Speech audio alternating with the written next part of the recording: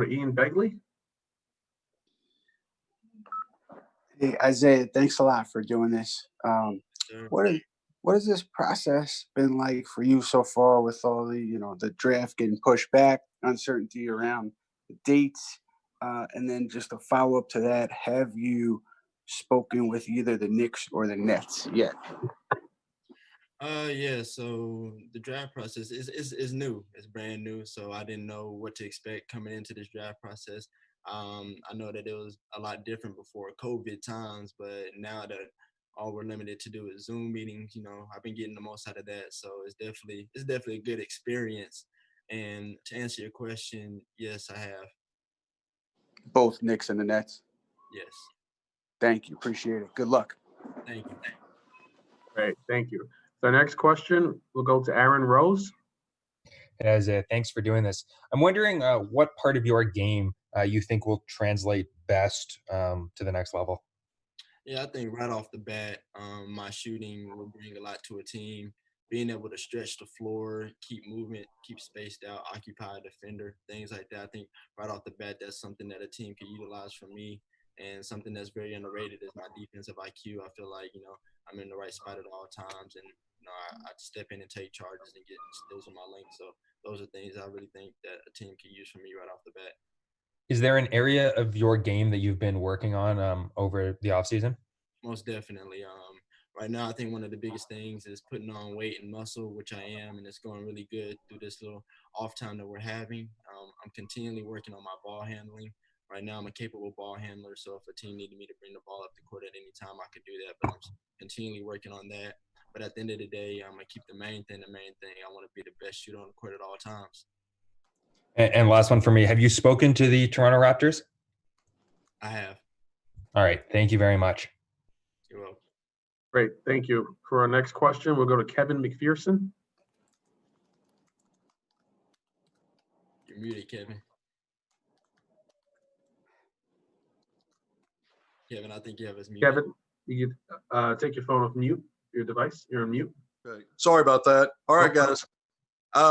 Isaiah, looking back at your career at Arkansas and being the leader in the SEC in three-point shots, and you did it in a variety of ways, but matching up with a guy like Tyler Hero in your first season at Kentucky, you've seen the success he's had in these NBA playoffs, not going to play in the finals, and you've matched up with him even before college. Talk about looking at players that you've actually played against and seeing their success, and does that feed you at all in terms of maybe how you envision yourself and a role for yourself at the next level? Yeah, no doubt. I mean, it's definitely a reason that these players are having the success they have. I mean, it's the hours that they put into the gym, the dedication that they have to the game, and it's not gonna go unanswered. So I mean, all I have to do is go in with the same amount of energy, the same tenacity that they have, and my career can definitely be just as successful as them. But hard work, it pays off for sure. Also, I know that whatever workouts you're able to do at this time, talk maybe a little bit about the difference in working out and preparing for the NBA game versus what you might have been used to through other parts of your career through high school and college. Yeah, so right now, working on a lot of things that I would get out of sets, or things that I would be, if I'm in a certain position, moves that I may be able to utilize to get open. I'm working on my shooting off the catch, coming off screens and things of that sort. Continually working on my creating off the dribble, which I feel like I've gotten a lot better at. And so those are things that I'm working on right now. Thank you, Isaiah. Welcome. Great, thanks. For our next question, we'll go to Luis Polozzi.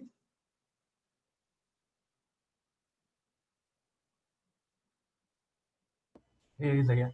Until your injury against Ole Miss this year, you were shooting 39% from the field and 36% from three. After the injury, your numbers dropped a little bit, shooting 34% from the field and 32% from three. Were you 100% in those last final games, or do you think the injury affected your performance? The injury definitely happened, and my numbers did drop during that time. But after I came back from surgery, I was putting up the numbers that I used to. I was shooting at a better percentage. But through those 5-6 games where I was injured, my percentage just plummeted, and it was tougher in the games. But the team and the coaches still felt like it was best for me to be out on the court. I could have been occupying a defender or something like that, still stretching the floor, which I did. But yes, I feel like the injury did, affect the way I played. But after I came back from surgery, I felt like I was back at 100%. Great, thank you. For our next question, we'll go to Chris Greenham. Hey, Isaiah. You've got a lot of pluses right now during your pre-draft process. You're a versatile shooter, good perimeter defender. What do you view as your biggest strength right now at this point in your process? My shooting. I feel like I said earlier, my ability to stretch the floor, knock down the shot at a high percentage. That's something that's, I really lean on a lot. That's my biggest aspect right now in my game, and that's something that I'm going to continue to perfect. And a quick follow-up. Have you met with the Celtics? No, I haven't. Thank you. You're welcome. Thanks, Isaiah. With our next question, we'll go to Randy Zella. Hey, Isaiah, thanks for taking a few minutes today. Can you talk about the process since this has not been a normal NBA combine draft camp? Can you talk about the different type of processes and some of the challenges that you've had preparing for the draft? Yeah, so right off the bat, coming into the process, knowing that all we could do is Zoom meetings, we weren't able to, get in like physical contact with the team and do workouts. So that was definitely something I was looking forward to, but wasn't able to due to COVID. So we were limited to the Zoom meetings. But this was my first year testing the water. So at the end of the day, I didn't know what to expect regardless. So it's still a new and good experience. Thank you. Thanks, Isaiah. With our next question, we'll go to Dwayne Rankin.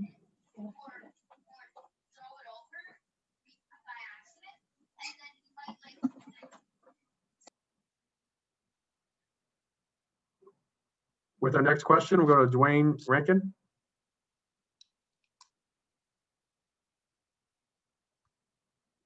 My bad. I'm good. Sorry about Okay. that. Sorry about that, Isaiah. Just had a couple things. First, you might have already been asked this, and if you have, I apologize. But what do you feel like you can bring to an NBA team right away? Yeah, so I can bring my shooting ability to a team.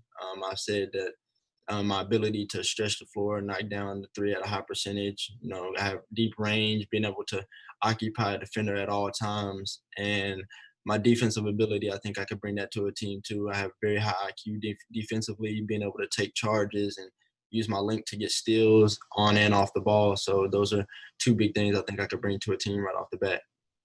Okay, and just to follow that up, one, have you been contacted by Phoenix? And two, what do you see when you look at that organization? No, I have not been contacted by Phoenix, but when I see the organization, I see a growing team. They have firepower, but they're still, I got a lot to work on. They got some pieces to fill, but definitely a team to look for in the future. Thank you, sir. Appreciate it. Thank you. With our next question, we'll go to Jason Carroll.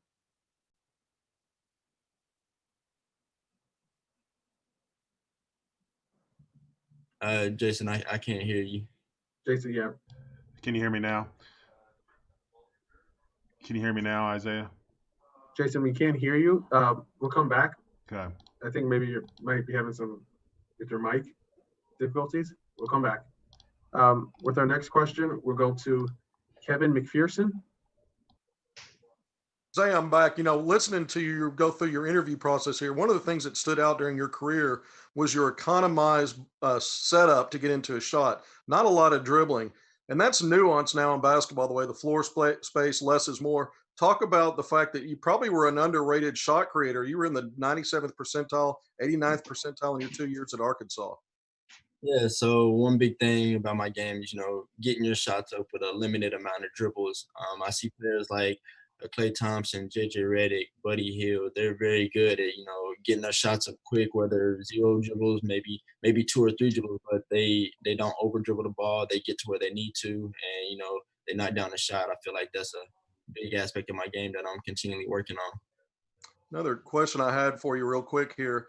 You talked about the injuries. You played healthy in 9 SEC games. That was 3 prior to the injury, 6 afterwards. So if you combine those 9 games, you actually averaged nearly 20 and a half points. Your 3-point shooting was 37, 38%.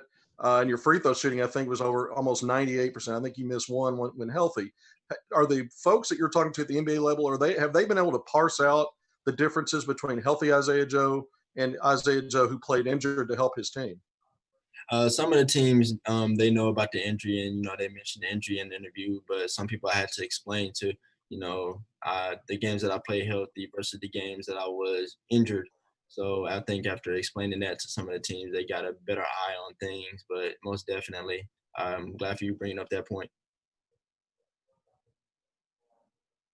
Great, thank you. With our next question, we'll go back to Luis. Oh, he left. For the next question, we'll go back to Randy Zella. Thank you. Isaiah, what are some of the things that you feel that you have to improve on in your game? And whoever drafts you, what are they getting in Isaiah Joe? Yeah, so one of my biggest things is putting on weight and muscle, which I am during this time. And, I'm continuing working on my ball handling, my coming off screens, off the ball screens and catching and shooting, continue working on that. And what was your second question? And whoever drafts you, what are they getting in Isaiah Joe? What kind of strengths and what are some of the things that they're going to be able to take advantage as far as your skill set is concerned? Yeah, so they're getting a lethal shooter, somebody that can stretch the floor, have deep range, but no sets, and is very, very high IQ offensively and defensively. I can bring a leadership role. I feel like I've been able to develop that through my course of years at the University of Arkansas and in high school. So whatever the team needs from me, I can be able to provide that. But definitely my shooting, they're gonna get that for sure. Are there any nerves because this is a bigger stage and obviously a dream come true for you? Not really any nerves. I mean, it's just like going from high school to college. You don't know what to expect, but at the end of the day, basketball is basketball. It is a different level. Teams and players are going to be a lot faster and stronger, which is going to take, got to adjust to that. But, with the hard work that I put in, I feel like I can adjust to that very quickly. Thank you very much. Sure.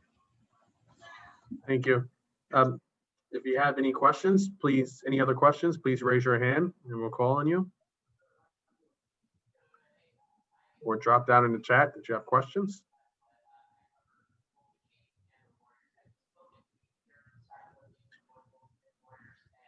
Okay. This concludes the Isaiah Joe media availability session. Isaiah.